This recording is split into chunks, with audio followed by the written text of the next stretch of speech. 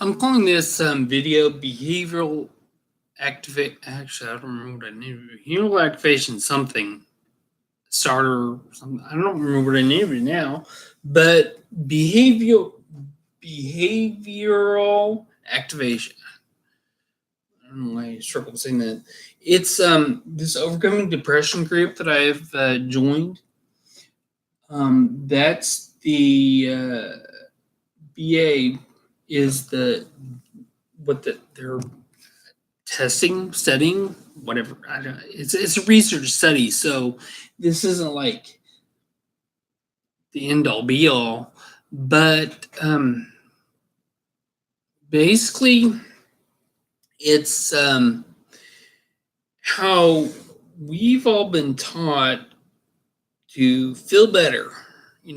Depression, feel better, and you'll be less depressed, or you'll do good stuff. You'll go out and be a productive member of society because you feel good. It's the inside out. Well, this behavioral activation is going the other way, outside in. You do things that you may not necessarily feel about, and eventually you'll feel better. You'll overcome depression by doing things. There's tasks to complete and all this. And I'm really hopeful about this group. It's okay. We talked a little bit more about the inside out tonight versus the outside in. And inside out doesn't a lot of times overcome depression. It just keeps it going. If you're depressed, you don't want to see anybody, so you isolate yourself, and then you feel like nobody cares, and you're more depressed. So see, you don't feel like going out, so you don't go out, and it makes it worse. Yeah, there's a cycle when you rely on just the inside to dictate. The outside in, you do things that you might not necessarily want to do at the time, but in the long run you do want to do. And one of my examples that I brought to the group tonight was smiling. You act fun and happy and cheerful, and I do that a lot now. Like at work, I sing, I whistle, and if someone, usually people don't care, but if someone really wants to know and they say, "Are you really this happy?" No, but I'm smiling, and that's what it is. Um, to me, the example is the action that I want. In the end, I do want to be smiling because I'm happy, and but right now it feels kind of fakey, and it's in the long term, I want to be the person that I'm pretending to be right now. Just head example okay, smiling is it's a physical thing you do. It's usually a manifestation of being in a good mood, but sometimes it's not. And someone who knows me well could say your smile is not touching your eyes, meaning that's not a genuine smile. That's happiness. It's not related to being happy because it does touch your eyes. But what it is it's usually smiling is an outward representation of how you feel. But if you flip it around, you smile even though you don't feel like it, eventually you'll feel better. That's okay. That's what this theory is going at, because depression is extremely complex, and this theory is that actions dictate feelings almost as much as feelings dictate actions. So another thing I brought up tonight was like whenever I'm depressed, whenever I've been depressed from my mom, she has said, well, she will snap out of it. But other than that, is go do something for someone else. Go volunteer. See, and that's outside in. You're going out and doing something. At the end of the day, after you've helped people, you're more likely to feel happy. You're more likely to feel satisfied with life, and because you've done something. Behavioral activation is doing something without feeling like it, so you feel accomplished, like you've done something. You feel better, and that's going to overcome depression. Tonight was just the second session. It's only 10 sessions. There are 9 chapters in this book. So by next session, I have to go through chapter 2 of this workbook. In a lot of ways, I feel like I'm further along than some of the other participants in the class because I have known about my depression. I've struggled with depression for a long time. And that cycle, I'm familiar with that cycle. And in many ways, I broke out of the cycle. I'm doing something. Going to the class tonight, I was 49 minutes late. I missed a bus and I had to walk a little ways. But see, the old me would say would not go. Because in the short term, I don't want to be embarrassed by going and showing up late. I don't want, to avoid feeling bad, I wouldn't go. But tonight, I went. I committed myself to going, even though I didn't feel like going. I've never felt like walking into a room after everybody started, and that's not a good thing. But when the group was leaving at 8:00, it was a good thing. That I'd been there for an hour, even though I hadn't been there for full 2 hours, but I've been there for an hour, and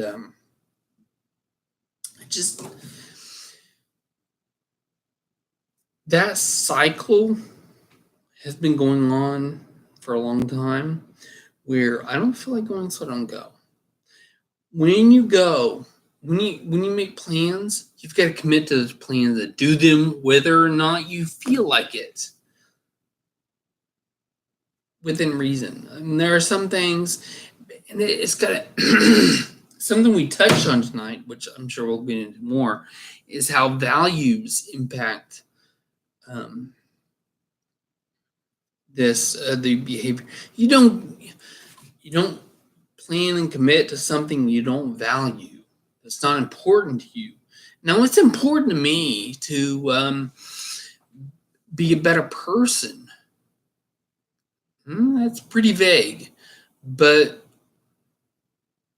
to overcome depression will make me a better person.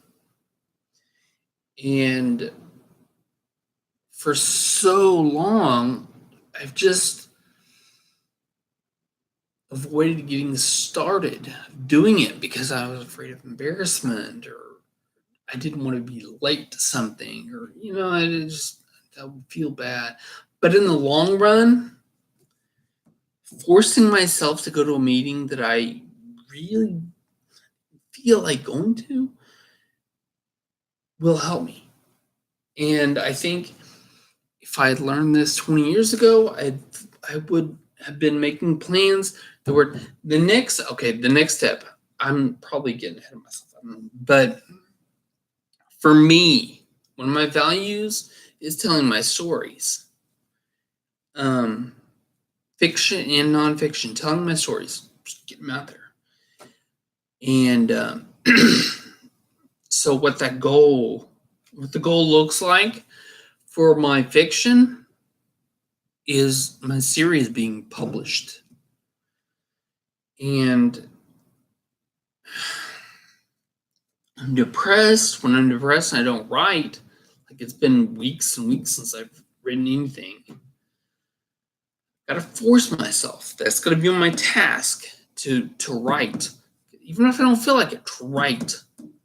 And I think in a lot of ways, writers have been doing this for a while. They've been,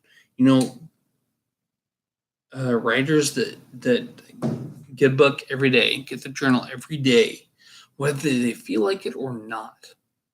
You might write crap. Really, when you look back on it, it might be crap, but it'll be something you will have written. So if you don't feel like it, do it. And that's one of my values, and I've got to force myself, be proactive. This behavioral activation, it's all about being proactive, about doing. I wish I'd been this proactive 20 years ago, 15 years ago, 10 years ago, 5 years ago. 1 year ago, it would have really just but what I can't do is waller in the idea that I didn't do it. I can't obsess over the fact that I didn't do it before. I've just got to do it now. And yeah, that's how. Okay, that outlines what I see behavioral activation now. I'll probably I need to write more. Now, something I've been thinking about recently is not my nonfiction, Normal Levels of Geekdom. It's kind of a stepping stone. It's a good thing to start on, but it was. Now it's crap. It's a bad book. It's just I don't have any direction. What I need to do is my values there tell my story, but I need to. It's like organization. And one thing that's it, who am I? That question that needs to be. I could write an entire book about identity. When you discover who you are, then you know what you'll do, what you want to do. That's an important part of everything. You have goals. You need to know.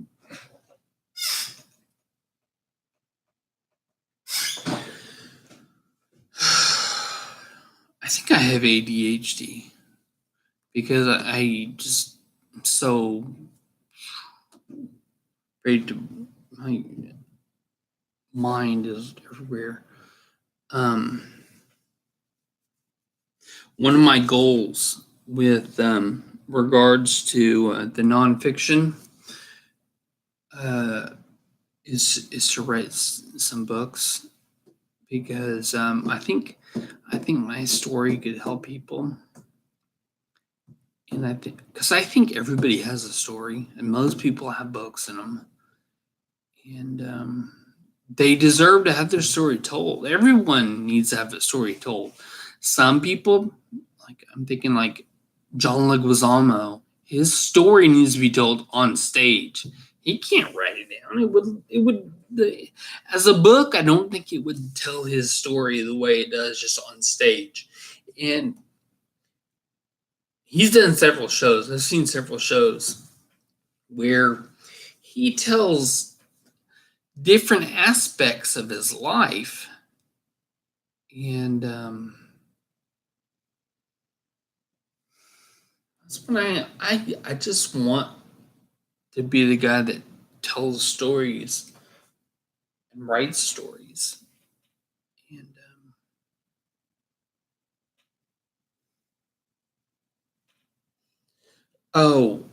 my point that I was getting to is I'm going to write some stuff down. I'm going to get my thoughts more organized. It's not going to be just a random vlog.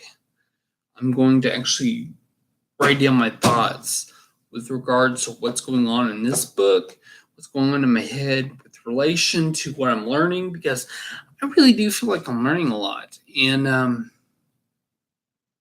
this just hit me.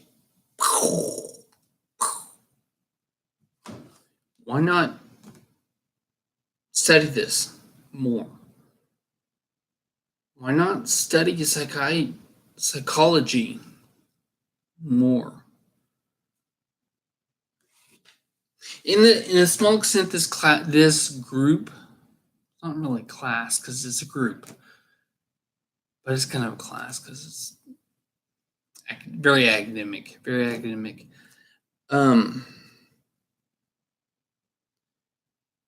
It's like their primer. If at the end of these 10 weeks I'm still as interested in this subject, maybe I will take some psychology classes and really get into this, because this,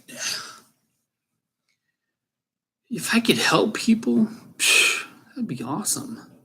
I don't know. I'm like, this is breaking the cycle too, but it's not directly related to this class. I've been looking into Tulsa Tech, some classes in like home repair and masonry, plumbing. Was looking at gardening, just self-improvement classes. There, it's not for credit or anything, but to learn stuff, because I want to be a valuable person to others. And I think having a marketable skill, being able to build something, that would go a long way. But so would knowing psychology, but not as much. I think it could be in a different way. Maybe I need to think more on this, and not think out loud on a vlog, but really think about what are my intentions for the future. Because one of my big goals that I've had recently is to build a tiny house, to move off the grid, to get land, to garden, farm. Not really big farm, just. And something hit me yesterday. I want to barter with like butchers and stuff that I trust, that aren't cruel to animals, and because I like meat. But I want to barter my tomatoes for hamburger meat. Something like that. And I know some people who really, I'm thinking of one person who really was proud of me being meatless. Wouldn't like to hear that, but I will acknowledge, I mean, I know that there's a lot of cruelty in the industry. I know that. I can't change it for the world anyway. Might as well enjoy it. I might as well eat a juicy burger. You know?